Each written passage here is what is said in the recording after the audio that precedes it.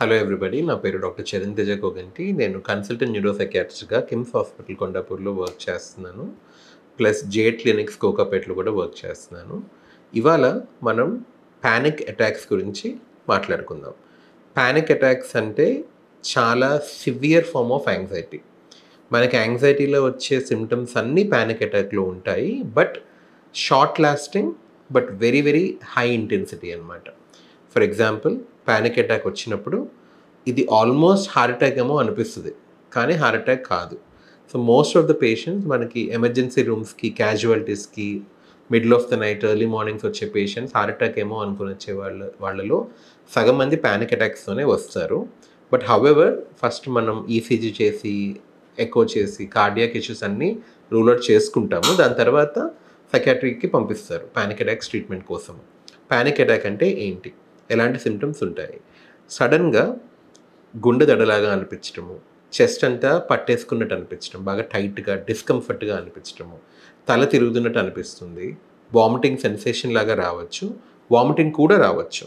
దీంతోపాటు కళ్ళు మసక మారటము, నాలుక పొడారిపోతున్నట్టు, యూరినరీ అర్జెన్సీ అంటే అర్జెంటుగా వాష్రూమ్ వెళ్ళాలి అనిపించడము, ఇవన్నీ లైట్ హెడెడ్నెస్, తల తేలిగ్గా అనిపించడము, ఇవన్నీ జరుగుతాయి. దీంతో పాటు బాగా గాబరాగా రెస్ట్లెస్గా అనిపించవచ్చు, ఒకచోట కూర్చోలేము, మజిల్స్ అన్నీ చాలా టెన్స్గా, టైట్గా, టాట్గా, స్టిఫ్గా అనిపిస్తాయి. ఇవన్నీ కలిపి వచ్చే ఒక షార్ట్ లాస్టింగ్ అంటే కొంచెం టైంలో, ఫ్యూ సెకండ్స్ ఫ్యూ మినిట్స్లో సివియర్ ఫామ్లో వస్తాయి. దీన్నే పానిక్ అటాక్ అంటాము. ఇది హార్ట్ అటాక్ అయితే కాదు, కానీ కొన్ని లక్షణాలు సేమ్ ఉండొచ్చు నేను ఆల్రెడీ చెప్పినట్టు. ఫస్ట్, పానిక్ అటాక్ వచ్చినప్పుడు ఏం చేయాలి?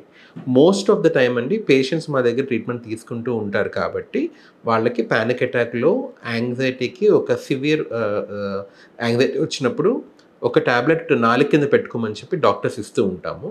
అది పేషెంట్స్ని ఎప్పుడు క్యారీ చేయమని చెప్తాము. వాళ్ళ వాలెట్లో ఒక 2-3 టాబ్లెట్స్ పెట్టుకొని ఉండమని చెప్తాము. ఏ సిచ్యువేషన్లోనే పానిక్ అటాక్ వస్తే వెంటనే అది నాలుగు కింద పెట్టుకోవాలి, వెంటనే రిలీఫ్ ఉంటుంది ఒక 2-3 మినిట్స్ లోపల అని చెప్తాము. ఫర్ ఎగ్జాంపుల్, మీ దగ్గర ట్యాబ్లెట్ లేదు, మీరు డాక్టర్ని ఎప్పుడు కలవలేదు, పానిక్ అటాక్ లాగా అనిపిస్తుంది, ఏం చేయాలి? కొన్ని టిప్స్ ఉన్నాయి, అవి మీరు ఫాలో అవ్వచ్చు. ఫస్ట్ ఆఫ్ ఆల్, ఈ గదిలో ఫర్ ఎగ్జాంపుల్ నాకు ఇది నా కన్సల్టేషన్ రూమ్, ఇందులో నాకు పానిక్ అటాక్ వస్తుంది అంటే నేను వెంటనే ఈ రూమ్లోంచి బయటకు వెళ్ళిపోతాను.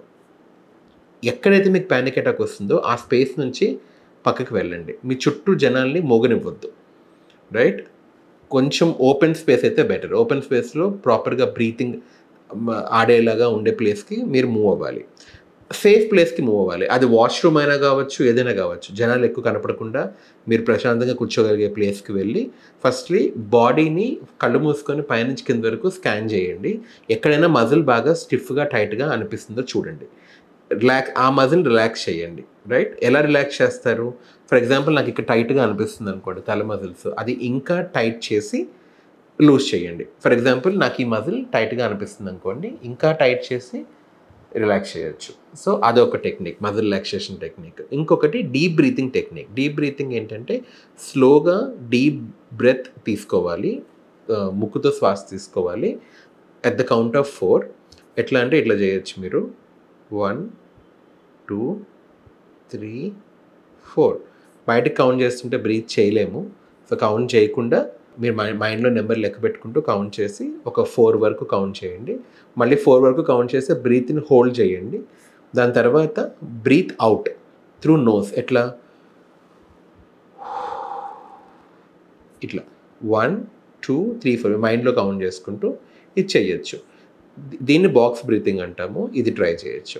ఇంకొకటి, ఫిజికల్ సెన్సేషన్స్ మీద కూడా రిలై అవ్వచ్చు. ఎట్లా? ఒక ఐస్ క్యూబ్ చేతిలో పెట్టుకొని కళ్ళు మూసుకొని ఓన్లీ ఆ ఐస్ క్యూబ్, ఆ వాటర్ ఎట్లా కారుతుంది, అక్కడ ఎక్కడెక్కడ మీకు చల్లగా, నమ్ముగా అవుతుంది అనే దాని మీద ఫోకస్ చేయటం అన్నా, లేకపోతే కోల్డ్ వాటర్ బుగ్గను పెట్టుకోవటం కానీ, లేకపోతే క్యాండిల్ ఊదినట్టు ఆర్పినట్టు, లేకపోతే బలూన్లో గాలి నింపుతున్నట్టు మీరు ఒక పేపర్ని మీరు ఇట్లా రోల్ చేసుకొని కూడా ఇట్లా కూడా చేయొచ్చు.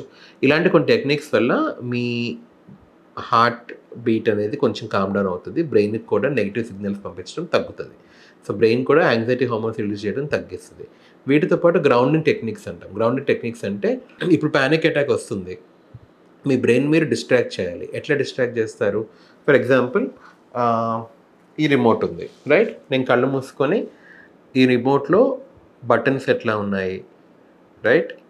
ఈ టెక్స్చర్ ఏంటి అనేది ఫీల్ అవుతాను. లేకపోతే ఏదైనా క్లాత్ ఉంది, ఏదైనా మెటీరియల్ ఉంది, ఆర్ ఫర్ ఎగ్జాంపుల్ నా దగ్గర ఒక బ్రెయిన్ రెప్లికా ఉంది, ఏదైనా బొమ్మ ఉందనుకోండి మీ దగ్గర, అది కళ్ళు మూసుకొని మీరు ఎట్లా టెక్స్చర్ మీకు ఎట్లా ఫీల్ అవుతుంది అనే దాని మీద మీరు ఫోకస్ పెట్టండి. దీనివల్ల ఏంటంటే మీ సెన్సరీ ఇన్పుట్ వల్ల మీ బ్రెయిన్లో యాంగ్జైటీ, పానిక్ అటాక్ లక్షణాలు కూడా తగ్గుతాయి, రైట్?